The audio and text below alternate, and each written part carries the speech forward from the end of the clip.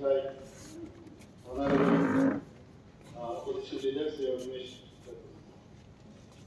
Question number 1, বর্তমানে রাজ্যে বালু খনন করার কোনো নিয়মাবলী আছে? উত্তর হচ্ছে হ্যাঁ। বর্তমানে রাজ্যে বালু খনন করার জন্য Tripura minor mineral concession rule 2014 নিয়মাবলী প্রচলিত। 2 নম্বর হচ্ছে যদি থাকে তবে নিয়মাবলী কি? রাজ্যে বালু খনন করার জন্য Tripura minor mineral concession rule, যেটাকে শর্ট ফর্মে TMMCR 2014, এবং এই নিয়মাবলী হচ্ছে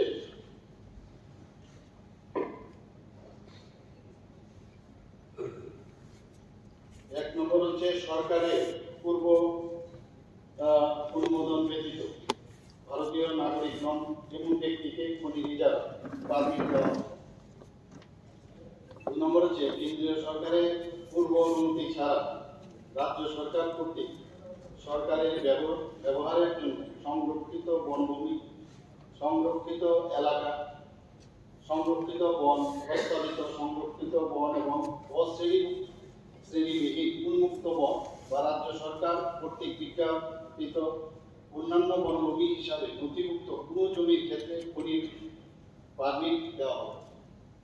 3 নম্বর হচ্ছে আবেদনকারীকে ব্যবসার উদ্দেশ্যে বালি খনির পরিকল্পনা অনুমোদনের জন্য তাদের প্রয়োজনীয় নথিপত্র যেমন পরিচয়পত্র, প্রস্তাবিত স্টক প্লটের লিজ চুক্তি যদি লিজ দেওয়া হয়, পর্চা ও মানচিত্র, স্থানীয় গ্রাম সভা, পঞ্চায়েত, পৌরসভা, স্থানীয় সংস্থার নো অবজেকশন সার্টিফিকেট এবং সংশ্লিষ্ট সাব ডিভিশনাল ম্যাজিস্ট্রেট থেকে নো অবজেকশন সার্টিফিকেট, নন এনকাম্বারসেন্স সার্টিফিকেট সহ ত্রিপুরা বন বিভাগের কাছে স্যান্ড মাইনিং প্ল্যান আকারে আবেদন করতে হবে। 4 নম্বর হচ্ছে বন বিভাগের অনুমোদনের পরে আবেদনকারীকে state level environment impact assessment authority এবং state level expert appraisal committee থেকে পরিবেশগত ছাড়পত্র দিতে হবে। লাস্ট হচ্ছে state level environment impact assessment authority বা state level expert appraisal committee থেকে পরিবেশগত ছাড়পত্র পাওয়ার পরে আবেদনকারীকে সংশ্লিষ্ট জেলা বন কর্মকর্তাদের সাথে চুক্তি করতে হবে এবং সংশ্লিষ্ট রেঞ্জ অফিসারদের সাথে নিবন্ধনের পাশাপাশি ত্রিপুরা রাজ্য দূষণ নিয়ন্ত্রণ বোর্ড থেকে পরিচালনার জন্য যে সম্মতি অর্থাৎ কনসেন্ট টু অপারেট নিতে হবে। এই হচ্ছে নিয়ম, এগুলো থাকতে, otherwise we will not be allowed. Supplementary, sir. Thank you, Honorable Chief Minister. মাননীয় মুখ্যমন্ত্রীর উত্তরগুলো শুনে মনে হচ্ছে TMMCR এটা একদম শক্তপোক্ত বিধি। Why I brought this question? যে এই যে আইনগুলো হওয়ার পর আগে সবাই বিক্রি করতে পারে। If I have small area, আমার জায়গায় যদি বালু থাকে, I can sell it. এই TMMCR হওয়ার পর now বালু বিক্রি করতে পারবে শুধু এক শ্রেণীর মানুষ যারা লাইসেন্স নেবে।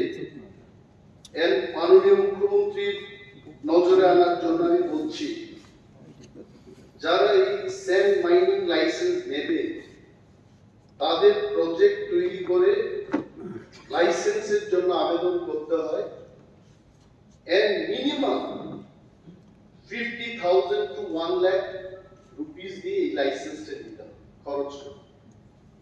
যারা ছোটখাটো স্যান্ড বিক্রেতা, বালু বিক্রেতা, তারা আগে কি নিয়ম ছিল? পার কিউবিক মিটার 72 রুপিস দিয়ে একটা জেনারেল পারমিট নিলে you can sell sand.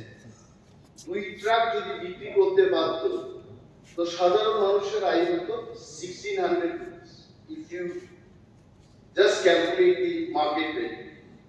তারা বঞ্চিত হয়ে গেছে। এখন যেমন সারা কয়ভোগমার মধ্যে কয়েক পূর্ব পারে I know for sure only 2 persons are allowed to sell sand. এই আইনের ফলে তাতে কি হচ্ছে? নাম্বার 1 হচ্ছে ফরেস্ট ডিপার্টমেন্টের রেভিনিউ ডিক্রিজ হচ্ছে। আগে অনেকেই বিক্রি করতে পারতো, জেনারেল পারমিট নিয়ে বিক্রি করতো, ফরেস্ট ডিপার্টমেন্টের একটা আয় হতো, দ্যাট হ্যাজ ডিক্রিজ। নাম্বার 2 হচ্ছে যে সরকারের যে কাজগুলো হচ্ছে, বালু না থাকলে কনস্ট্রাকশন ওয়ার্ক হবে কি করে? তো ওই কাজগুলো একজন লোক যেহেতু সাপ্লাই দিচ্ছে, না বালু নেই বলে এই কাজগুলো ধীর গতিতে চলছে। 3 নম্বর পয়েন্ট যেটা আমি দেখেছি, এটা হচ্ছে quality of the work is also getting hampered. কারণ সাপ্লাই দিকে কাদা যুক্ত বালি এরা সাপ্লাই দিচ্ছে। নাও my question, also my appeal to the honorable chief minister, যে এই আইনটাকে আরো সহজ করার জন্য, পূর্বতন প্রথায় যাওয়ার জন্য কেন্দ্রীয় সরকারের কাছে এক্সেপশনের অনুরোধ আপনি পাঠাবেন কিনা। এবং এই ঘটনাটা আমাদের ত্রিপুরার জন্য এটা যুক্তিযুক্ত আমি মনে করি না, কারণ এক স্যান্ড মাফিয়ার কাছে একজন আইএফএস অফিসার ইউপিতে তাকে হত্যা করা হওয়ার পরেই এই বিলটা এসছে। যেহেতু আমাদের এখানে এই ধরনের স্যান্ড মাফিয়া নিয়ে যে আইএফএস অফিসারদের খুন করবে, যাতে করে সবাই বালু বিক্রি করতে পারে, সরকারি কাজ দ্রুত গতিতে চলে, তার সাথে একটা এক্সাম্পশন আমাদের রাজ্যের জন্য নেওয়া হবে। Thank you sir. দেববর্মা মহোদয় যে বিষয়টা বললেন, আমি জানি না আইনগতভাবে সেটা দিল্লি থেকে আমাদের অ্যাক্টিস পলিসির অন্তর্গত, কিভাবে আলাদাভাবে দেখবেন কি নিশ্চয়ই যদি আইন পারমিট করে দেখে। কিন্তু একটা কথা খুব খোলাখুলি বলা প্রয়োজন, এই বালি নিয়ে কিন্তু এখানে অনেক সমস্যা।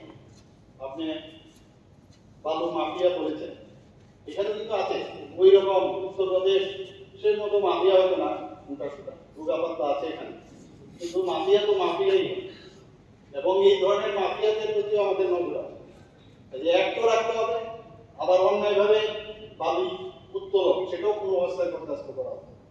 আপনি 600 কোটি টাকার যে ঘাটতি আমাদের বাজেটে বলছিলাম না, আমরা বলছিলাম এইগুলোর দিকে আমরা নজর দেব যাতে ঘাটতি মেটানো যায়।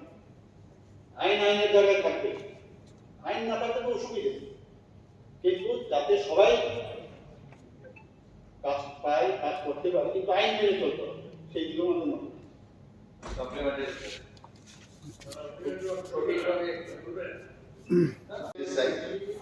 এক্সাম্পশনের জন্য ওইখানে পাঠানো, দ্যাটস ইট। মুখ্যমন্ত্রী বন্ধ হয়ে যায়, মাঝে মধ্যে কোনো সমস্যা তৈরি হচ্ছে।